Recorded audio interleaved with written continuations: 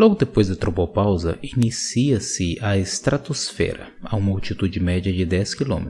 Nessa camada, ocorre uma mudança brusca da redução da umidade e da densidade do ar, diminuição da pressão atmosférica e do aumento da temperatura, que, como vimos, são justamente essas características que definem a separação entre a camada da troposfera e da estratosfera.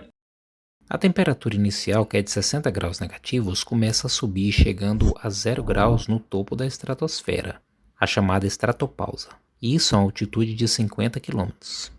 A densidade do ar também continua diminuindo, chegando a 10% em 16 km e apenas 1% a 32 km de altitude. Alguns tipos de aeronaves a jato supersônico, como aviões militares, voam na estratosfera, onde a diminuição da densidade de ar oferece menos resistência à aeronave. Nessa camada também atuam diversos tipos de balões meteorológicos. São mais comuns os que são feitos de látex e preenchidos com gás hélio. A uma altitude média de 25 a 30 km, o balão se expande devido à baixa pressão do ar, então o balão não suporta e explode. Na queda é acionado um pequeno paraquedas que reduz a velocidade de descida. Normalmente os equipamentos possuem GPS para que possa ser localizado o ponto de queda. Uma das características mais importantes da estratosfera é a concentração de ozônio, que ocorre sobretudo em torno de 30 km de altitude, a chamada camada de ozônio. Essa camada absorve parte da radiação solar ultravioleta durante o processo de formação do ozônio. E é justamente esse processo de absorção da radiação UV que resulta no aumento de temperatura na estratosfera.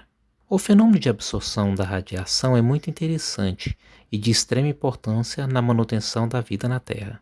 Veja o vídeo do canal que explica em detalhes esse processo. Logo depois da estratosfera começa a mesosfera a uma altitude média de 50 km. A temperatura inicial é em torno de 0 graus, voltando a cair drasticamente, sendo que a diminuição da concentração de ozônio é uma de suas causas. O ar se torna ainda mais rarefeito e a pressão continua caindo. O vapor de água é quase inexistente e, consequentemente, não existe nenhum tipo de nuvem. Seu topo está em torno de 80 km, onde a temperatura chega a 90 graus negativos. Acima de 80 km temos a termosfera. A temperatura do ar aumenta paulatinamente conforme o aumento da altitude, mas aqui temos uma noção de temperatura diferente do que temos na troposfera. É nessa região que se localiza a ionosfera.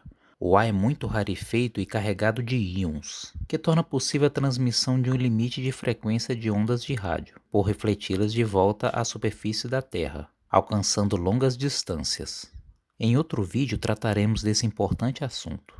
A ionosfera prolonga-se da mesosfera até cerca de 600 km de altitude.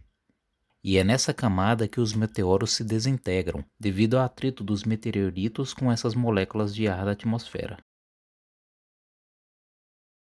Por fim, temos a exosfera, que é a camada mais externa. Começa em torno de 600 km de altitude e seus limites superiores são imprecisos. Nessa camada, a inexistência de ar permite temperaturas elevadíssimas, mais de 1000 graus.